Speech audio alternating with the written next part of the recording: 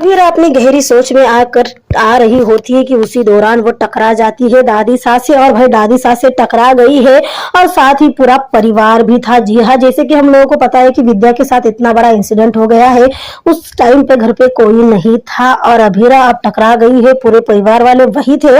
और इस दौरान दादी सा कोई मौका छोड़े हो ही नहीं सकता, साथ ही फूफा सा भी थे और फूफा सा होने के बाद कोई चांस ही नहीं बचता। तभी तो दादी सा के पूछने पर अभीरा जवाब दे इससे पहले फूफा सा बोलने लगते हैं कि जरूर इसने हमारे घर के पहले ही कोने कोने पर इसकी नजर है और कहीं ना कहीं हम लोगों के गैर मौजूदगी का फायदा उठाते हुए ये हमारे फर्म के जरूरी इंपॉर्टेंट पेपर चुरा कर दूसरे वकीलों को बेचने के लिए आ रही है। वैसे फूफा सा ने ये इल्जाम लगाया ही था कि अभीरा पर, कि उसी दौरान अरमान आ जाता है ये कहते हुए कि जबान संभाल के फूफा सा, और अरमान सफाई देने लगता है अभीरा की ये कहते हुए कि चोर को तो हर बार चोर ही नजर आता है और अगर अभीरा आपकी जगह पे होती तो शायद आज उसने जो किया वो नहीं किया होता, वो तो बस आपके अहम में चलती रही थी। और अरमान बताता है कि किस तरह से विद्या के साथ एक्सीडेंट हुआ है, विद्या के साथ एक हादसा हुआ है, फिर क्या था, मनीषा और बाकी के बच्चे चले जाते हैं उन्हें देखने के लिए और फिर ही हो जाती है, फिर शुरू हो जाती है बहसबाजी। और इस बार अभीरा चुप रहे ऐसा तो हो नहीं सकता है। जी हाँ,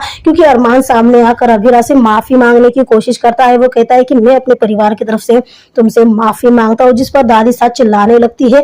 अरमान पर अभीरा भी जवाब दे ही देती है कि बार बार हरकतें ऐसी करनी ही क्योंकि जिसकी वजह से आप लोगों को बार बार माफी मांगने की जरूरत पड़े, इससे अच्छा कि आप आपकी हरकतों में ही सुधार ला दो, क्योंकि अगर आप लोगों ने आपकी हरकतों में सुधार ला दिया तो शायद जो गलतियां बार बार हो रही है वो दोहराई नहीं जाएगी। जी हाँ, और अभीरा वहां से चली जाती है तुरंत माधव पोद्दार के पास। और जैसे माधव पोद्दार को मतलब जानकारी मिलती है कि विद्या के साथ हादसा हुआ है, वो तुरंत से आ जाते हैं विद्या को देखने के लिए। पर वो दरवाजे पर ही अपने कदम रोक लेती है क्योंकि दरवाजे पर वो देख पा रही थी किस तरह से दादी सा और फूफा सा में बातचीत हो रही थी और कहीं ना कहीं किसी बात को लेकर फूफा सा दादी सा को भड़का रहे थे। जी हाँ, माधव पोद्दार तुरंत से अपने कदम पीछे ले लेते हैं।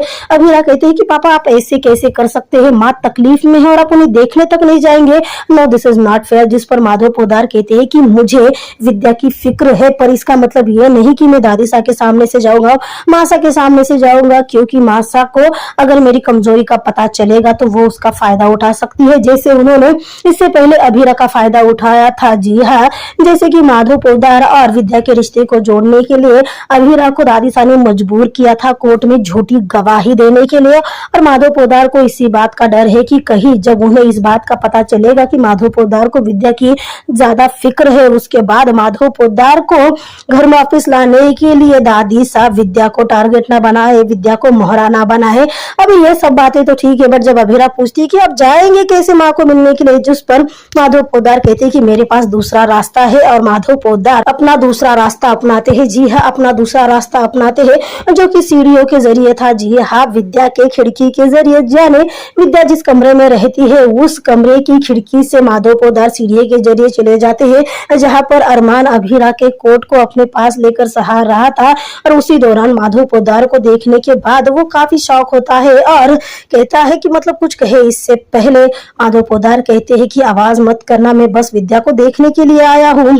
और अरमान खिड़की के पास आकर देखता है कि आखिरकार माधव पोद्दार ऊपर कैसे आए, तब उसे नीचे दिखती है अभीरा जो सीढ़ी को पकड़े थी। और जैसे अभीरा की नजर अरमान को देखती है, अभीरा तुरंत से अपनी नजरें झुका लेती है, पर कुछ पल बाद वो दोबारा से अरमान को निहारने लगती है, देखने लगती है, पर वहां अरमान नहीं था। तभी तो वो और गहराई से देखने लगती है तो अरमान तुरंत से वहां कर कहने लगता है मैं यही हूँ। जी हाँ, यानी इस कहने का मतलब क्या था भाई अरमान का। तभी तो अभीरा काफी शॉकिंगली अरमान को देखने लगती है तो अरमान जवाब दे देता है कि मैं ही कह रहा था कि मैं यहाँ पे हूँ, तुम जा सकती हो, मैं ध्यान रख लूंगा कि पापा सही से नीचे आ जाए। और उसी दौरान अभीरा और अरमान में बातचीत होने लगती है। जी हाँ, अभीरा और अरमान में बातचीत होने लगती है इस बात को लेकर कि माधव पोद्दार को इस तरह से सीढ़ियों से नहीं जाना चाहिए था। जी हाँ, अरमान का कहना था कि अगर पापा माँ से प्यार करते हैं तो उन्हें इस तरह से सीढ़ियों से आना नहीं चाहिए था, पर अभीरा बात को रिपीट करती है। जी हाँ, वही बात जो माधव पोद्दार ने अभीरा को समझाई थी कि जैसे ही माधव पोद्दार के कमजोरी का यानी माधव पोद्दार को विद्या की फिक्र इस बात का पता चलेगा, वैसे ही ड्रैगन सा यानी दादी सा कहीं ना कहीं माधव पोद्दार को हथियार बनाएगी। जी हाँ, और अरमान और अभीरा में बातचीत होने लगती है पर अरमान दोबारा से घुमा फिरा के बात अपनी ओर लेकर आता है, ये कहते हुए कि मैं तो यहीं पे हूँ तो फिर तुम क्यों ऐसा कर रही हो, खुशियां हमारे राह में खड़ी है पर तुम मुंह कर रही हो। जिस पर अभीरा जवाब दे देती है कि खुशी, छोटी खुशियों की उम्र ज्यादा लंबी नहीं होती है। यानी अरमान ने एक तरीका ढूंढा है अभीरा को अपने बातों में मनाने का, पर अभीरा इस बार भी नहीं मानी है। और उसी दौरान बातचीत हो ही रही होती है कि माधव पोदार आ जाती है, जो अभीरा को खिड़की से आवाज देते हैं। और वो जब नीचे उतरने लगते हैं तब कहीं ना कहीं अनबैलेंस हो रही होती है सीढ़ी। अरमान मदद करने के लिए जाता है और जो दूरियां है अरमान और अभीरा की कहीं ना कहीं नजदीकियों में बदल जाती है। जी हाँ, अरमान अभीरा एक बार फिर से नजदीक आ जाते हैं और अभीरा इस पल को वो कहीं ना कहीं एक दर्द के मोमेंट की तरह महसूस करती हुए हमें नजर आ रही है। जी हाँ, तो वही माधव पोद्दार भी जब नीचे आते हैं तब वो अभीरा को सजेस्ट करते हैं कि वो ठीक तो है ना, और उसी दौरान अरमान को भी कहते हैं कि वो विद्या का ध्यान रखे। जी हाँ, तो भाई इतना सब कुछ हो चुका है, पर क्या कहानी यहाँ पर रुकेगी? क्योंकि अभीरा से वादा लिया है विद्या ने, तो अभीरा अपना वादा कैसे निभाएगी? क्योंकि माधव पोद्दार को रोकना यानी बहुत ज्यादा मुश्किल काम है। तो आखिरकार अभीरा